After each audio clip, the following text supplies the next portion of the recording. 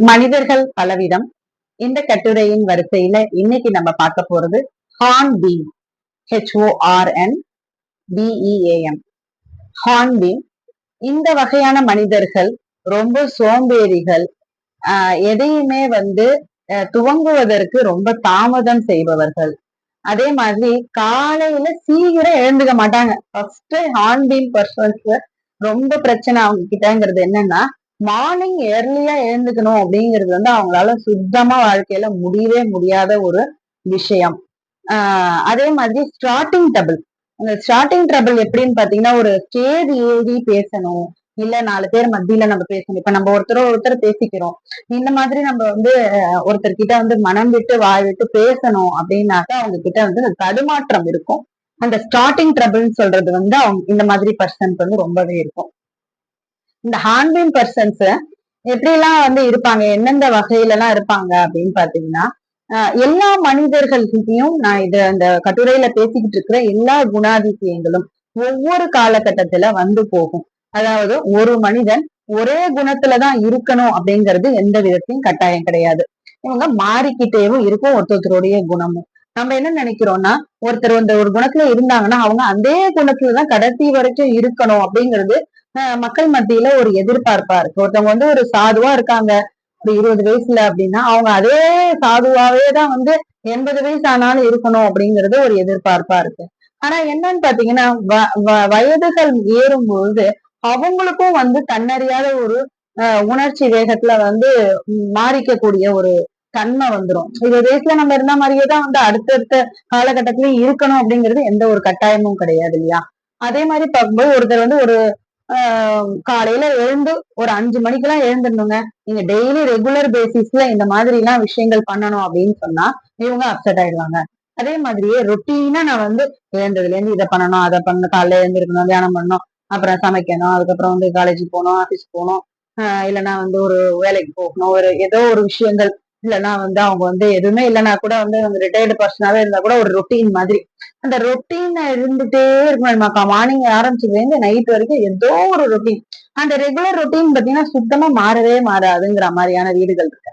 அந்த மாதிரி இடத்துல லேடிஸா இருக்கிறவங்க வேலை பார்த்துக்கிட்டே இருந்தாங்க அப்படின்னா ஒரு காலத்துக்கு அப்புறம் அவங்களுக்கு அது அலுத்து போக ஆரம்பிச்சிடும். இந்த அலுத்து போகிறது அவங்களால எப்படி அதை வெளிக்காட்டுறதுன்னு தெரியாம என்னென்னமோ எல்லாம் அவங்க கற்பனை பண்ணிக்கிட்டு அது மூலியமா அவங்க இது பண்ணிக்கிட்டே வருவாங்க. ஏதாவது ஒரு பிரச்சனைகள் ஏதாவது ஒண்ணு கிளப்பி விட்டுட்டே இருப்பாங்க. ஏன்னா அவங்களுக்கு இந்த ரொட்டீன் அழுத்து போகுது. அதை எப்படி வெளிக்காட்டுறதுன்னு தெரியல அப்படிங்கிற மாதிரியான பர்சனா இருப்பாங்க இந்த ஹார்ன்பீம். அதே மாதிரியே பாத்தீங்கன்னா அவங்களுக்கு எப்பொழுதுமே நான் முதல்ல சொன்னதுதான் வெரி வெரி வெரி லேசியா ஃபீல் பண்ணுவாங்க. அவங்களால எப்ப பாரு தூங்கிக்கிட்டே இருக்கிறது. அது மாதிரி ஒரு சிலருக்கு அந்த ப்ராப்ளம் இருக்கு. அது வேணும்ட்டு அவங்க அந்த மாதிரி இருக்க மாட்டாங்க. அவங்களுடைய அந்த நேச்சரே என்னன்னு பாத்தீங்கன்னா எப்ப பாரு படுத்து தூங்கிக்கிட்டே இருக்கலாமா அப்படிங்கிற மாதிரி ஒரு இது இருக்கும். ஏன்னா இதெல்லாம் ரொட்டீனா செய்ய சொல்றாங்களே, இல்லைன்னு தப்பிக்கிறதுக்கு என்ன பண்ணலாம் அப்படிங்கிற மாதிரி கூட இருக்கும். அவங்க என்னன்னா இது எப்படி தப்பிக்கலாம்னா கொஞ்சம் படுத்து தூங்கிட்டே இருந்தோம்னா இவங்க எல்லாம் விட்டுருவாங்க அந்த மாதிரி.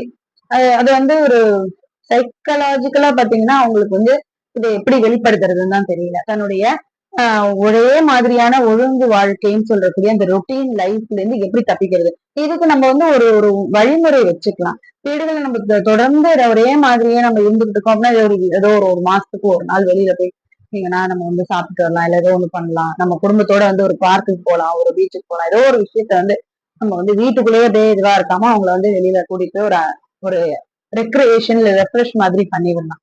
இது ஒரு டிப்பு தான். ஆனா ஹார்ன்பீம்ல இருக்கிறவங்க இது பண்ணீங்கன்னா கூட அவங்க திரும்பவும் பழைய குருடி கதை திரட்டிக்கிற மாதிரி அவங்க திரும்பியும் அதே மாதிரி மைண்ட் செட்டுக்கு தான் போயிடுவாங்க. திரும்பவும் அவங்களை இல்ல இல்ல நீ நல்லா சுறுசுறுப்பா இருக்கக்கூடியவா அப்படி இப்படிலாம் மோட்டிவேஷன் எல்லாம் கொடுத்தோம்னாலும் ஒன்னும் வேலைக்கு ஆகாது. அவங்க எனக்கு காலையில எழுந்திருக்கிறது முடியாது, என்னால ரொம்ப சீக்கிரமா எந்த வேலையும் பண்ண முடியாது, நான் தாமதமா தான் செய்வேன் அப்படிங்கிற மாதிரி அவங்க பிக்ஸ் பண்ணிக்குவாங்க அவங்களுடைய கேரக்டரை. அதுக்கப்புறம் அதுல இருந்து மாறாம அவங்க எதை பண்ணாலும் பாத்தீங்கன்னா நம்ம எல்லாரும் சேர்ந்து ஒரு விஷயத்த நம்ம கிட்ட வேலையை கொடுக்குறோம்னா ஒரு 45 நிமிஷத்துல செய்வோம் அப்படின்னா அவங்க 1.5 மணி நேரம் கண்டிப்பா எடுத்துப்பாங்க. ஆன்லைன் பர்சன்ஸ் கண்டிப்பா 1.5 மணி நேரம் எடுத்துப்பாங்க. அவங்க கிட்ட நீங்க போய் ஏன் இவ்வளவு நேரம் ஆகணும், நான் பாரு குவாலிட்டியா செய்வேன், பர்ஃபெக்டா செய்வேன்னு சொல்லுவாங்க. குவாலிட்டி பர்ஃபெக்ஷன் எல்லாம் தாண்டியும் ஒரு விஷயம் இந்த டயத்துக்குள்ள முடிஞ்சாதான் அதுக்கு பர்பஸ் அப்படின்னா அதுக்கப்புறமா அது நடந்து முடிஞ்சு என்ன பிரயோஜனமும் இல்ல அப்படிங்கும் பொழுது இவங்க வந்து இவ்வளவு கஷ்டப்பட்டு முயற்சி பண்ணி பண்ணது எல்லாமே வேஸ்ட் ஆகும். அப்ப அதனுடைய பிரதிபலிப்பு எதிராளி மூலியமா வந்து நமக்கு வரும். இவங்க நீ என்ன பண்ணாலும் ஆமா நீ என்ன இப்ப பாரு காலையில எழுந்திரிக்க மாட்ட, லேட்டா தான் எழுந்திரிப்ப, நீ செய்யறது இதெல்லாம் இதெல்லாம் பண்ணா என்ன அது பண்றது இல்ல அப்படிங்கிற மாதிரியான வாக்குவாதங்கள் வரும்போது இவங்க ரொம்ப மனதளவுல காயப்படுவாங்க.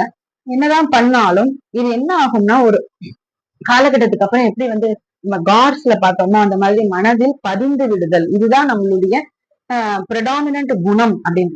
இப்ப குணங்கள் எப்படி இருக்கும்னு பாத்தீங்கன்னா ஒரு ட்ரீ இருக்கு. ட்ரீயோடைய வேர் வந்து பிரவுன் கலர்ல இருக்கு. அதனுடைய கிளைகள் வந்து தேன் கலர்ல இருக்கு. பூக்கள் ஒவ்வொரு செடியிலையும் ஒரு மரத்திலையும் வேற வேற கலர்ல இருக்கு.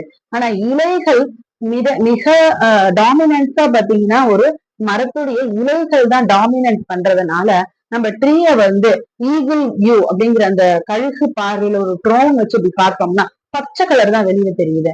அதே மாதிரிதான் வந்து ஒரு நிறைய குணங்கள் நம்ம கிட்ட அப்பப்ப அந்த ட்ரம்ப் கார்டு மாதிரி வந்து வந்து போய்கிட்டு இருந்தாலும் ஒரு முக்கிய குணம் நம்ம கிட்டயே ஒட்டிக்கிட்டே இருக்குங்க. அந்த மாதிரியான ஒரு குணமா இந்த ஹார்ன்பீம் இருந்துருச்சு அப்படின்னாக்க அவங்கள வந்து அதுல இருந்து மாத்துறது அப்படிங்கிறது பேசியோ இல்லைன்னா புரிய வச்சோ அவங்க கிட்ட நம்ம வந்து கவுன்சிலிங் கொடுத்தோலாம் மாத்த முடியாது. எப்படி மாத்தலாம்? அதே ஹார்ன்பீமுடைய பாசிட்டிவ் சைடு அவங்களுக்கு ஒரு தன்னம்பிக்கையும் என்னால வந்து சீக்கிரமா எதையுமே பண்ண முடியும் அப்படிங்கிற ஒரு சுறுசுறுப்பையும் அந்த சுறுசுறுப்புன்னு சொல்லக்கூடிய அந்த விஷயத்துக்கு வந்து ஹார்ன்பீம் ரொம்பவே வந்து ஒரு உதவிகரமா இருக்கும். ஹார்ன்பீம் அப்படின்னா ஹார்ன் அப்படின்னா நான் இதை இன்டர்பிரேட் பண்ணேன். ஹார்ன்னா வந்து காளை மாட்டுடைய கொம்பு இல்லையா? அந்த காளை எப்போதும் எப்படி வந்து ஒரு அது ரெடி டு ஃபைட் அப்படிங்கிற மாதிரி எப்படி இருக்குமோ அதை போல அவங்கள வந்து தயார்படுத்துவதற்கும் அவங்கள வந்து ஒரு மோட்டிவேட் பண்றதுக்கும் இந்த ஹார்ன்பீமை நம்ம சொல்ற எப்போதுமே நம்ம சேனல்ல சொல்ற மாதிரி ஒரு கிளாஸ் ஆஃப் வாட்டருக்கு நம்ம அதை வந்து சாண்ட் பண்ணி குடிக்கிறது மூலியமாகவும் இல்ல எப்பெல்லாம் அவங்களுக்கு இந்த மாதிரியான ஒரு எண்ணம் தோணுதோ இல்ல நைட்டு படுக்க போகும்போது கம்பல்சரி ஹார்ன்பீம் பர்சன்ஸ் இந்த மாதிரி சிம்டம்லாம் எனக்கு இருக்குங்க அப்படின்னு சொன்னீங்கன்னா நீங்க இதை ஹார்ன்பீமை ட்ரை பண்ணி பாருங்க. இது ஒரு தடவை செஞ்சுதான் பாருங்க. நான் தான் உட்காந்து ஏதோ சொல்லிக்கிட்டே இருக்கேன் அப்படின்னு நினைக்காம இத வந்து நான் வந்து ஒரு மிகப்பெரிய ஒரு டீம்ல வந்து ஒரு இதுல இருக்காங்க. ஒரு நல்ல சோசியல் சர்வீஸ் பண்ணக்கூடிய ஒரு துறையில இருக்கக்கூடிய ஒரு லேடி. ரொம்ப உன்னதமான ஆத்மா அவங்க. ஆனாலும் வந்து அவங்களுக்கு இந்த ஒரு பிரச்சனை. இந்த காலையில எழுந்தோடனே அந்த ரொட்டீன் அப்படிங்கறதுல வந்து ஒரு சலிப்பு. அதுக்கு வந்து நான் இந்த மாதிரி அவங்களுக்கு சொல்லி அவங்க அதை பண்ணி ரொம்பவே வந்து அதை பயனடைஞ்சிருக்காங்க. சோ இந்த ரிப்போர்ட்ஸ் நான் ஏன் இப்ப சப்மிட் பண்றவங்க கிட்ட எல்லாம் அப்படின்னா கண்டெதிர வந்து இதற்கான ப்ரூஃப் இருக்குங்க. இப்ப வந்து நம்ம அதை வந்து ரெமெடியா போயிருக்காம ஸ்விட்ச் வேர்டாவே நம்ம அதை யூஸ் பண்ணிக்கலாம்.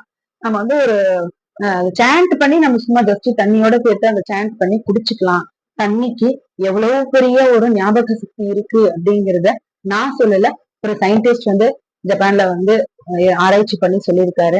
நம்ம ஒரு பக்கத்துல வந்து செடிகளை வச்சுட்டு அதுகிட்ட வந்து நல்ல எண்ணங்களோட சேர்ந்து தண்ணி ஊற்றும் பொழுதும் இன்னொரு பக்கத்துல வேற ஒரு செட் ஆஃப் செடிகளை வச்சுட்டு அதுகிட்ட நம்ம யாரையாவது பத்தி திட்டுறது, குறை சொல்றது, சாபம் விடுறது இதெல்லாம் சொல்லிக்கிட்டேவும் தண்ணி ஊற்றும் பொழுது இந்த பக்கம் இருந்த செடிகள் எல்லாம் தழைத்து வளர்வதையும் இந்த பக்கம் இருக்கிறது எல்லாமே வாடி போகிறதையும் பார்த்து அதன் மூலமா ஒரு ஆராய்ச்சியை மேற்கொண்டு அதனுடைய ரிப்ளையா தண்ணீருக்கு ஞாபக சக்தி உண்டு அப்படின்னு இப்ப கண்டுபிடிச்சிருக்காங்க.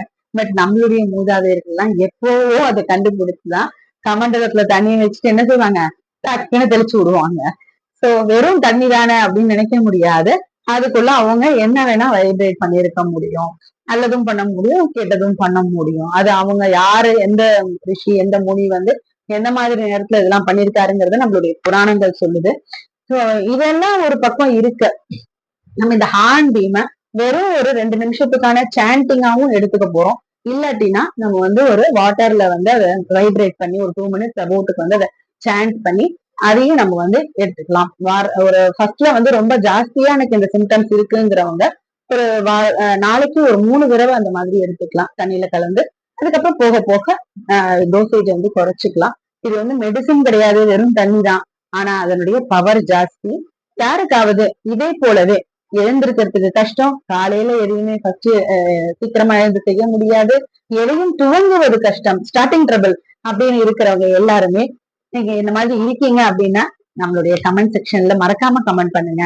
இதை ட்ரை பண்ணி பார்த்துட்டு இதனுடைய ரிசல்ட் இருந்தாலும் எனக்கு ஃபீட்பேக்கா சொல்லுங்க. ரொம்ப நன்றிங்க. தேங்க்யூ.